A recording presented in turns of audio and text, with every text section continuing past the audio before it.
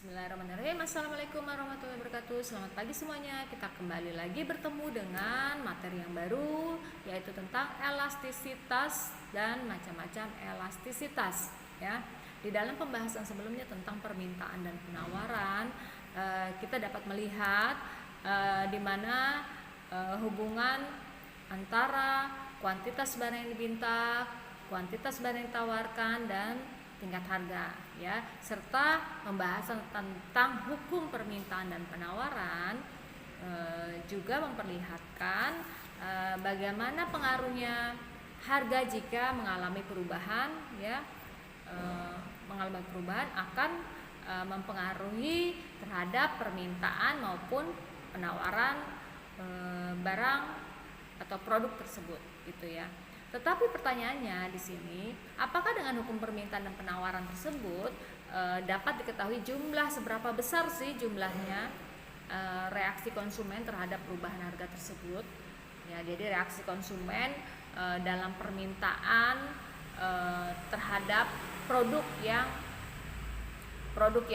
ada tersebut dengan perubahan harganya tersebut, ya, seberapa besar? Dan di hukum permintaan penawaran tidak dapat terlihat di sana, tidak dapat diperhitungkan, ya. Sebagai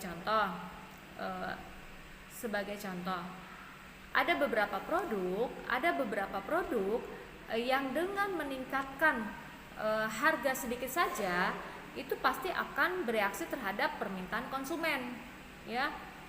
Nah, pengetahuan tentang reaksi konsumen ini itu sangat penting sekali, ya, bagi produsen. Jadi dengan mengetahui reaksi konsumen, seberapa besar reaksi konsumen terhadap permintaan barang, produsen itu juga akan dapat membuat keputusan, gitu ya. Akan dapat membuat keputusan jika mengetahui reaksi konsumen dengan perhitungan, begitu ya. Contohnya misalnya biaya produksi suatu barang itu meningkat, otomatis produsen itu akan meningkatkan harga jualnya, ya. Dengan meningkatkan harga jualnya tersebut akan berpengaruh terhadap reaksi konsumen.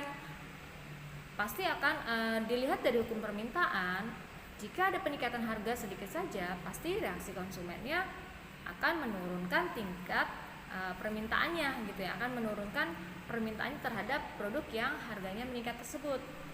Itu untuk produk-produk tertentu, ya.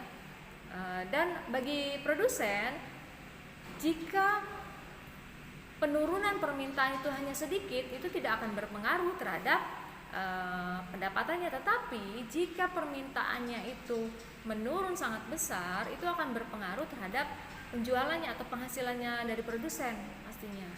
Nah, karena itu produsen dalam hal ini harus berhati-hati dalam mengambil keputusan apakah harus dinaikkan harganya atau diturunkan, itu harus berhati-hati, ya. Tetapi produsen juga harus dapat menghitung, ya, harus dapat mengetahui berapa besar sih reaksi konsumen terhadap perubahan harga ini. Nah, di sini para ekonom sudah mengukur dengan apa yang dinamakan dengan elastisitas, ya. Elastisitas harga di sini, ya, baik elastisitas dari permintaan atau penawaran terhadap produk akibat dari perubahan harga. Itu merupakan elastisitas permintaan dan penawaran. Kita ambil contoh produk, ya. Pada saat barang elektronik sedang tren, ya, produsen akan meningkatkan harga barang tersebut, ya. Dan dengan menaikkan tingkat harga elektronik ini, ya, produsen dengan meningkatkan harga barang elektronik ini, konsumen pasti akan mengurungkan niat untuk membeli produk tersebut atau barang tersebut, gitu ya, barang elektronik tersebut. Tetapi jika kebutuhan pokok, misalnya beras, gula, tepung terigu, dan sembako lain, ya, bahan makan lain, ya, dengan menaikkan tingkat harga, konsumen itu tidak berpengaruh, tetap akan melakukan pembelian terhadap barang tersebut gitu ya. Artinya ada produk-produk tertentu yang jika dinaikkan pengaruhnya akan berpengaruh terhadap reaksi konsumen ya, apakah akan meningkatkan permintaannya atau mengurungkan niatnya untuk membeli itu ya. Tetapi ada produk tertentu yang tidak berpengaruh di sini. Nah, untuk perhitungannya itu angkanya disebut dengan koefisien elastisitas ya. Koefisien elastisitas ini macam-macamnya dibagi menjadi 5 macam ya. Ada 5. Jadi disebut dengan elastis, inelastis, elastis uniter, elastis sempurna, dan inelastis sempurna. Dikatakan elastis jika koefisien dari elastisitasnya itu lebih besar dari 1 ya.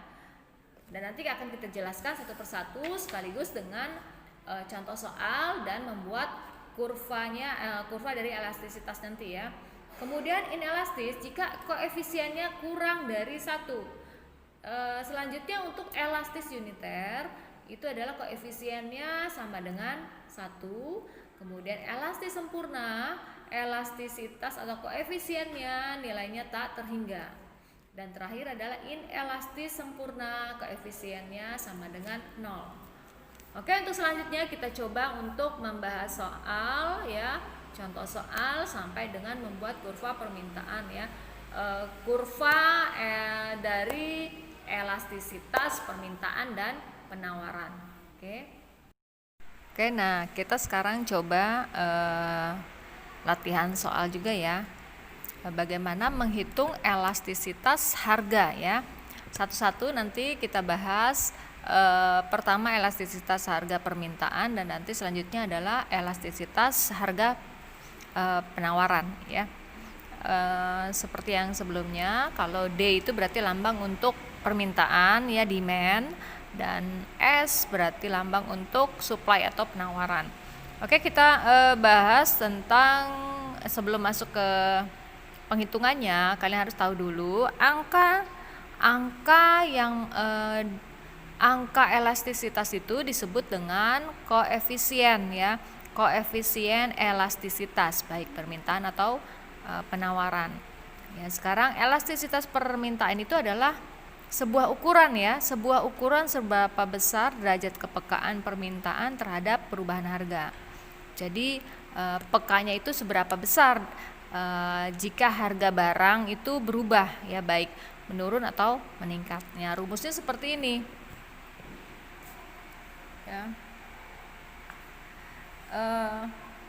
Rumusnya digambarkan dengan itu ED, artinya elastisitas demand sama dengan persentase perubahan permintaan dibagi dengan persentase perubahan harga, atau ED sama dengan delta Q, sama seperti fungsi permintaan dan penawaran ya, variabelnya hanya 2, kuantitas dan price atau jumlah barang yang ditawarkan atau yang diminta, dan dengan harga ya. Jadi rumusnya bisa dengan elasticitas of demand sama dengan delta Q dibagi delta P dikalikan P dibagi Q gitu ya. Di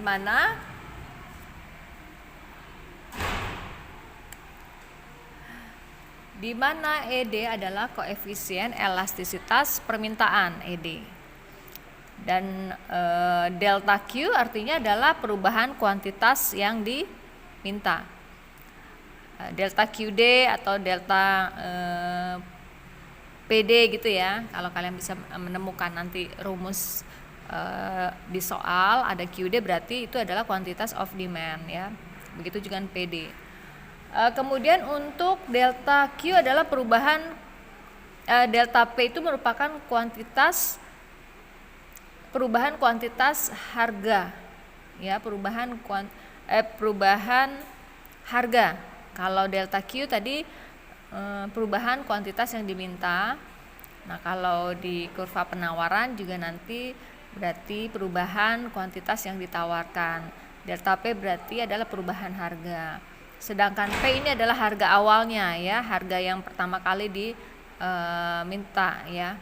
Kemudian Q itu adalah kuantitas awal yang diminta. Dan jenis-jenis dari harga permintaan itu ada 5 ini jenis ya. Ada 5 jenis elastisitas harga permintaan. Ada elastis, artinya nilai koefisiennya lebih besar dari 1, atau E lebih besar dari 1. Inelastis, nilai koefisiennya lebih kecil dari 1. E lebih kecil dari 1. Elastis uniter, nilai koefisiennya sama dengan 1. Atau E sama dengan 1. Kemudian yang nomor 4, elastis sempurna, atau nilai koefisiennya itu adalah tidak terhingga. Nanti penjelasan satu-satu ya. Kemudian terakhir adalah inelastis sempurna, nilai koefisiennya sama dengan 0 gitu ya. Bagaimana sih penjelasannya ini? Nilai koefisien lebih besar dari 1 dan sampai dengan nilai koefisien dari sama dengan 1 ya. Artinya begini, yang dikatakan elastis itu adalah jika persentase perubahan jumlah barang yang diminta lebih besar ya. Jika jumlah barang yang diminta, perubahan jumlah barang yang diminta lebih besar daripada persentase perubahan harga, itu artinya seperti itu. Jadi elastisitasnya lebih besar dari 1. Biasanya itu terdapat pada barang-barang yang punya tingkat substitusi banyak. Substitusi itu adalah barang pengganti ya. Misalnya pada barang elektronik, televisi, telepon seluler ya. Televisi itu banyak barang substitusinya.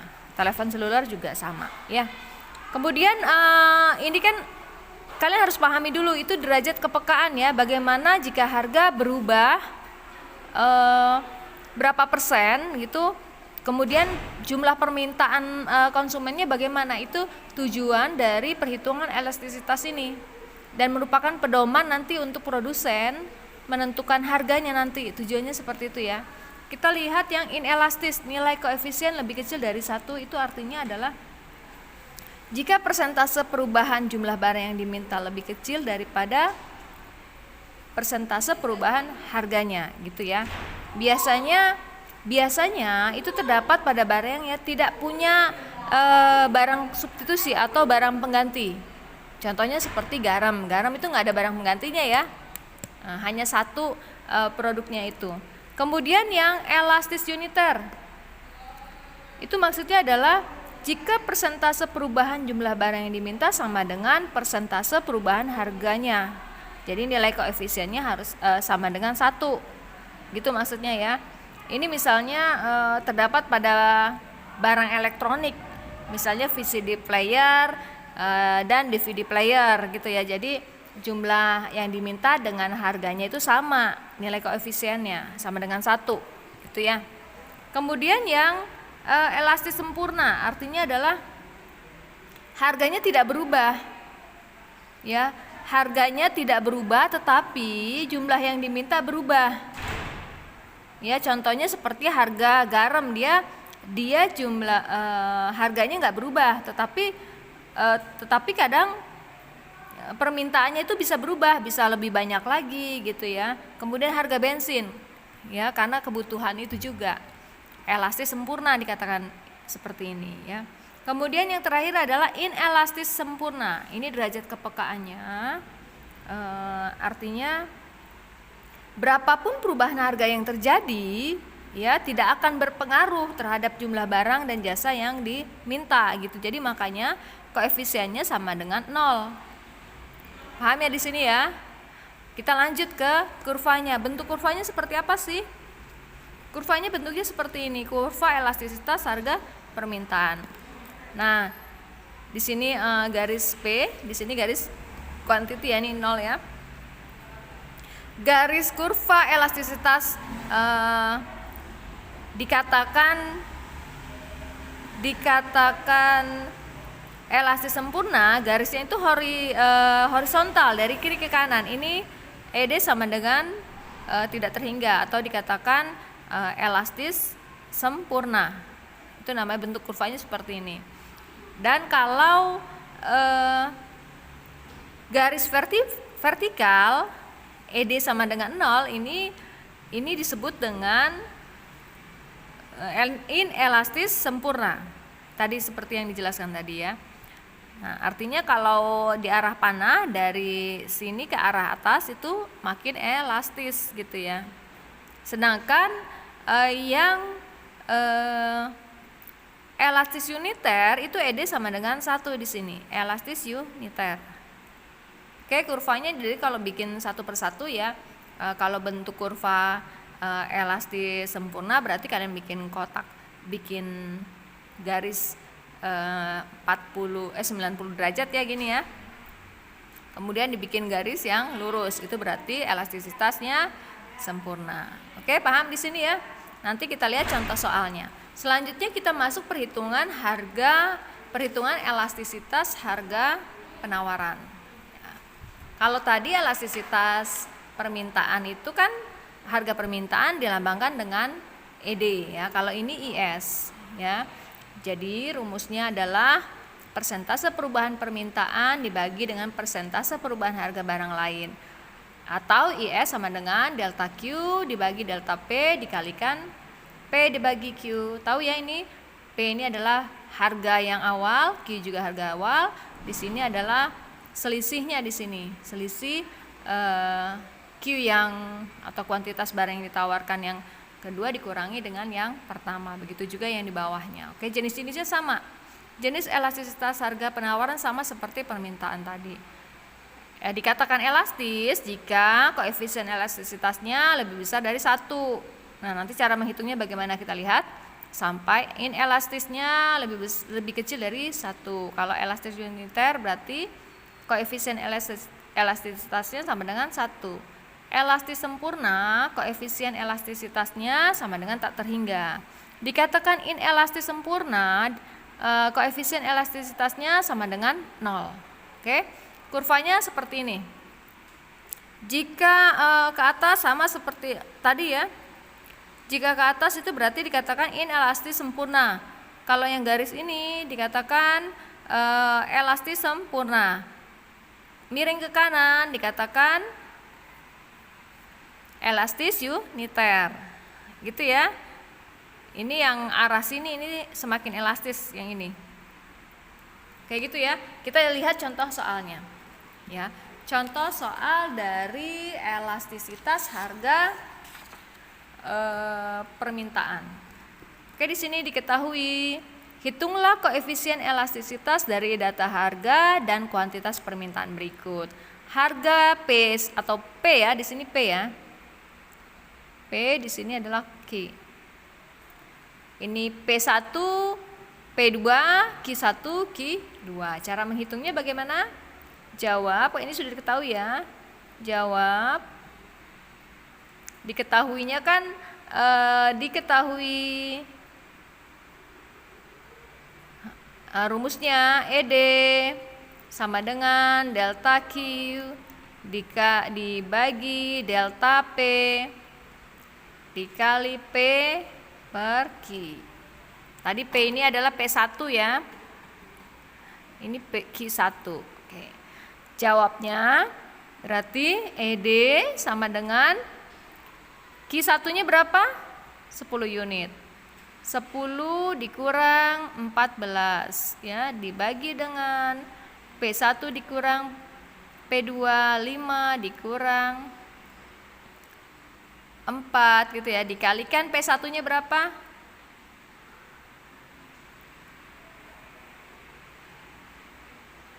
P1-nya 5 dibagi Q1 10. Kita lihat ya.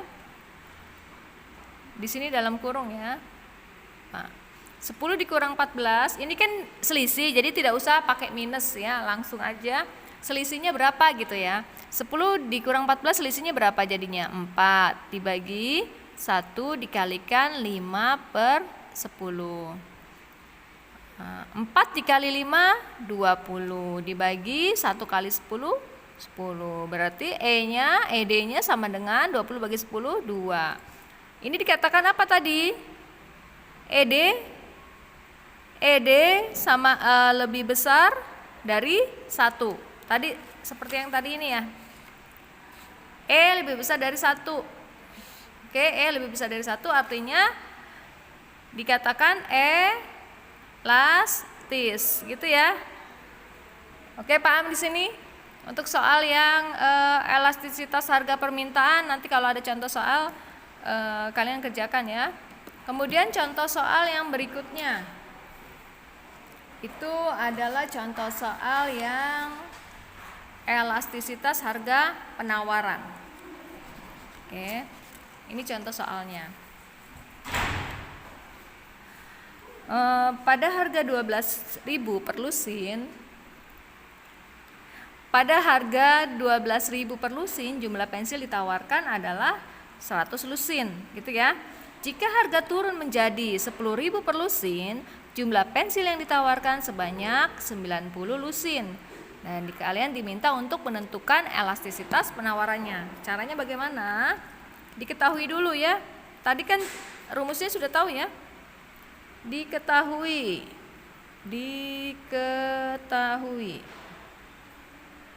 P1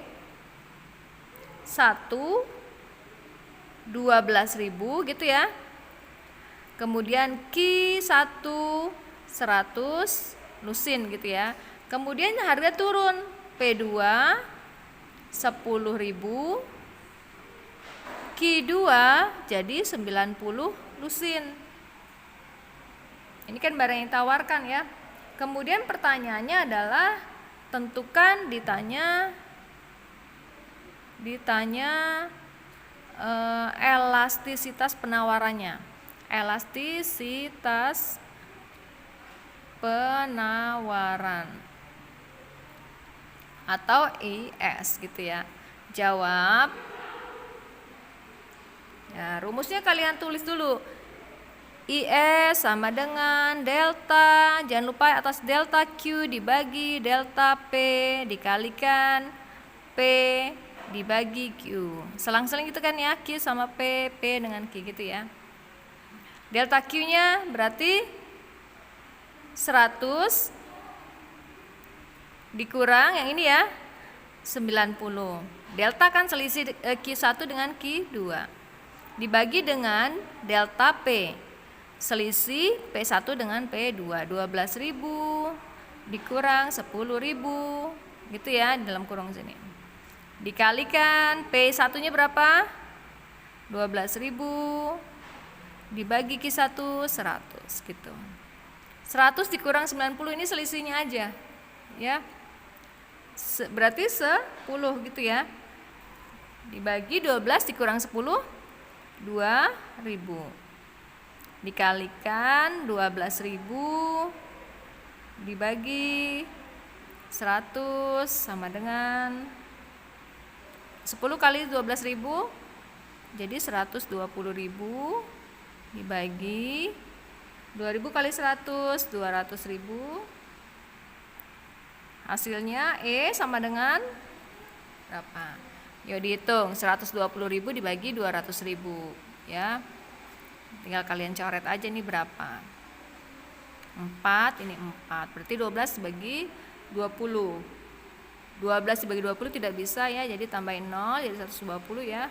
0,120 dibagi 20 berarti 6. Nah, ini artinya E lebih kecil dari 1 atau lebih besar dari 1? Lihat di sini yang elastisitas penawaran. E lebih kecil dari 1 kan, 0,6 ya. Nah, berarti dikatakan inelastis. Oke, paham di sini? Untuk soalnya kalian coba ditulis ya. Ditulis lagi di catatan ekonominya ya, ditulis yang rapi. Kemudian kerjakan soalnya dan tugasnya ya. Oke, semoga bermanfaat untuk materi elastisitas ini dan jangan lupa dikerjakan soalnya dan dikumpulkan di GCR. Terima kasih. Wassalamualaikum warahmatullahi wabarakatuh.